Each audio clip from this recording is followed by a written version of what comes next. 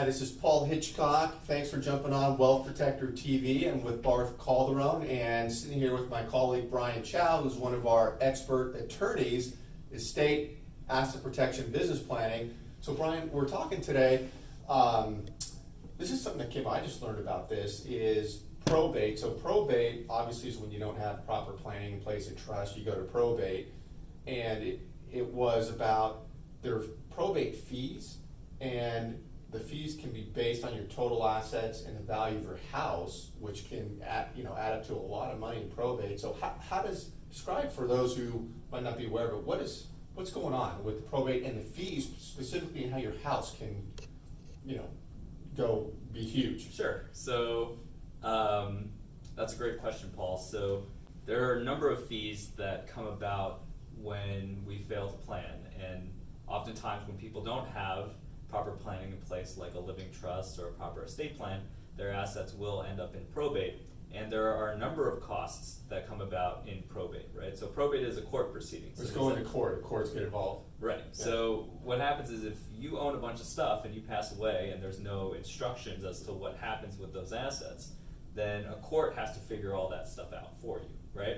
So they may either, you may have left nothing, and the court then has to figure it out from scratch, or you may have left a will, right? And a will is essentially an instruction to the court that says, hey, everything's going to be left in my name and it's all going to go to, I'm essentially telling the court or the judge what to do with my stuff. Right. So even in that situation, right, if you just leave a will, those assets still have to go to probate. If you're a real estate owner in Southern California, right, you should probably consider having a living trust, because that's a way you can avoid probate. So let's just assume that we have somebody passes away and they haven't made the proper provisions to avoid probate, so the assets all end up in court.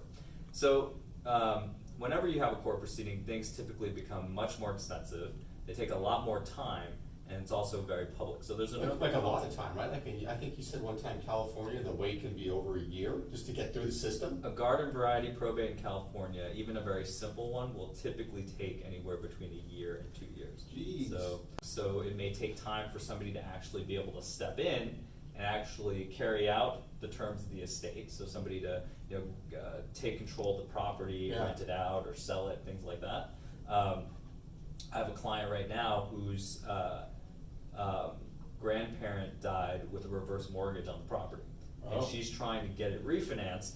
But the thing is she waited 6 months before opening up the probate, and so now the reverse mortgage company wants to foreclose on the property, and she can't do anything about it because we got to rush to try to get her appointed. Great example of how it goes south. Yeah. So that's one of the costs, right? It takes a long time for your loved ones to take a probate from start to finish. Mm-hmm. Another cost are just the monetary costs. So anytime you go to court, it costs money, right? So there are filing fees to open up the case, which is anywhere between $400 and $500 just to open up the case. And this, everyone pays this no matter what. This is just pretty much, yeah. Right. So there are other administrative costs that are paid to the court, but the big fees, or the majority of the costs of probate, tend to be the statutory fees. So these are fees that are set by state law that are paid out to the attorney, so the attorney representing the estate, and also to the executor or the administrator of the estate. So this would be the person or entity that's legally appointed to actually carry out the terms of the terms of the will or the estate. And these are fixed costs, so it's not like you're going out and hiring, an attorney with their built-in costs. These are fixed statutory costs. That's right. So these are fixed minimum costs. Costs, okay. In situations where the attorney or the executor is doing work above and beyond what a normal probate would require, they can actually petition the court for additional fees for services rendered. But the baseline are these statutory costs, and these statutory costs are based on a percentage of the gross estate, okay?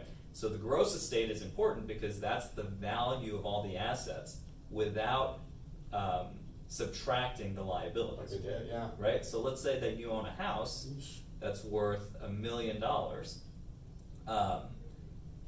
and that house, let's say, has a $500,000 mortgage, right? So the way that we calculate the probate fees is we're taking the full million, and it's a percentage of that, okay? So we don't get any credit for the fact that there's a mortgage on it. Jeez. Yeah. So in that case, what happens is the statutory attorney's fees for $1 million probate or $1 million house, let's say going through the Right. probate process, would be $23,000. And that's the baseline attorney's fees. That also, you double that for the executor's fees, so it would be another $23,000. So it would be $46,000 in total that would be paid. And that's just for $1 million house you're factoring in there. Yeah, and that's not accounting for all the other fees, right? So the filing fees, the ancillary court costs, the appraisal fees, right? Oh, So yeah, the court yeah. will appoint somebody known as a probate referee. Essentially, it's an appraiser Yeah. to figure out the value of all the assets. We have to take out advertisements in the newspaper so that creditors have an opportunity to have notice. Yeah, actually that happens. Wow. Yeah, and you got to file a bond, right? So Yeah. if you don't have specific documents that allow you to waive bond, right? Your loved ones or your estate has to come up with the money to pay for the bond as well. Jeez, is that probate fee? You mentioned $1 million house. So let's say you have, $1 million stocks, bonds, and cash account, and retirement plans. Is all that part of it? Like, Generally is this all speaking, good? yes. So the any assets that are held in the name of the decedent at the time that they Yeah. pass, default rule is it's subject to probate. Now, in some situations, let's say with a retirement account, you might have beneficiaries appointed on the account. So I might say I leave my 401k to my son, and assuming that my son is alive and able to receive those funds, then because I appointed him as a beneficiary, I can distribute it directly to my son without having to go to probate. But it's really important to make sure that you review your assets with some regularity to make sure that you have some sort of mechanism to avoid probate, and then Right. that mechanism actually reflects what you want. Right. Because Right. a lot of times people might have a bunch of different small accounts all over the place, and they might have their cousin or their brother as a joint owner, or they might have a child as a beneficiary, or they might name one of their loved ones as a co-owner of their house, right? And if you don't coordinate all this stuff and you don't keep track of all this stuff, a lot of really crazy things can happen, and unintended consequences can occur if you die or become incapacitated. So my general recommendation is it's important to review all this stuff with a qualified attorney or a qualified professional to make sure, one, that your wishes are clearly stated, and two, that the various assets that you have are coordinated with your estate plan to make sure that everything actually goes the way that you want. Yeah, and I hear, and probably folks watching this will know that this stat, it's amazing, 60% of Americans still don't have any estate planning. And then of that 40% who do have it, a lot of that's outdated, laws have changed. It can get really out of whack, and unintended consequences, like you said. So anyways, great information, Brian, always appreciate it. Thanks for jumping on, and we'll see you next time.